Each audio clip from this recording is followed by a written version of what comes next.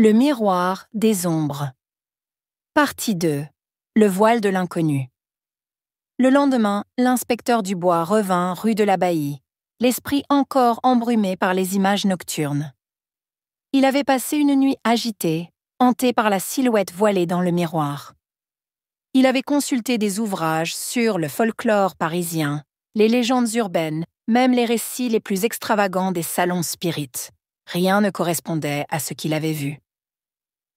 Il retrouva la servante, mademoiselle Élise, toujours aussi pâle et nerveuse.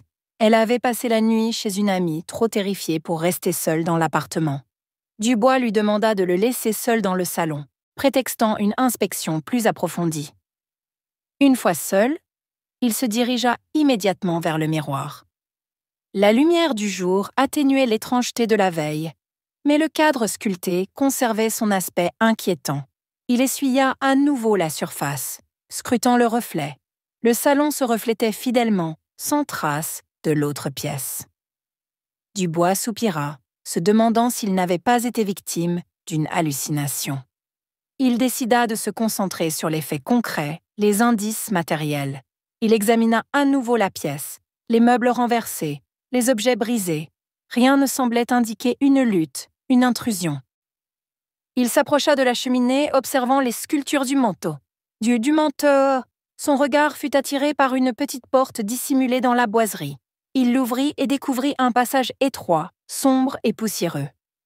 Il s'y engagea, une lampe à pétrole à la main. Le passage menait à une petite pièce cachée, un cabinet de curiosités rempli d'objets étranges. Des masques africains, des statuettes égyptiennes, des herbiers anciens, des fioles remplies de liquides colorés. Au centre de la pièce, une table supportait un grand livre relié de cuir noir, orné de symboles inconnus. Dubois ouvrit le livre avec précaution.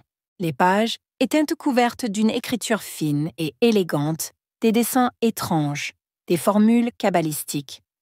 Il reconnut quelques mots de latin, des références à des rituels occultes, à des invocations de créatures invisibles.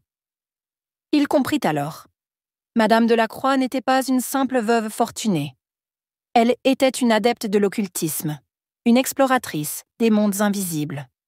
Le miroir n'était pas un simple objet décoratif, mais un portail, une fenêtre sur une autre réalité. Il referma le livre, le cœur battant. Il devait trouver un moyen de comprendre ce qu'il avait vu dans le miroir, de découvrir ce qui avait causé la mort de Madame de la Croix. Il quitta la pièce cachée, refermant la petite porte derrière lui. De retour dans le salon, il remarqua un détail qu'il avait manqué la veille. Un petit médaillon en argent tombé derrière un fauteuil renversé. Il le ramassa et l'examina. Il représentait un œil entouré de symboles étranges. Il se souvint alors des récits de la servante, de la pièce sans dessus-dessous, comme si une tornade avait fait irruption. Il se demanda si la mort de Madame de la Croix n'était pas le résultat d'un rituel qui avait mal tourné, d'une invocation qui avait échappé à son contrôle. Il décida de retourner voir le miroir. Il s'approche lentement, le médaillon à la main.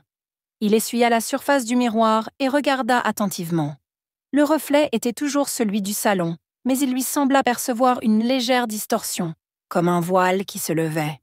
Il se concentra sur le reflet, essayant de voir au-delà de l'apparence. Soudain, il aperçut une forme sombre qui se déplaçait dans le reflet, une silhouette indistincte, comme une ombre qui se faufilait entre les dimensions.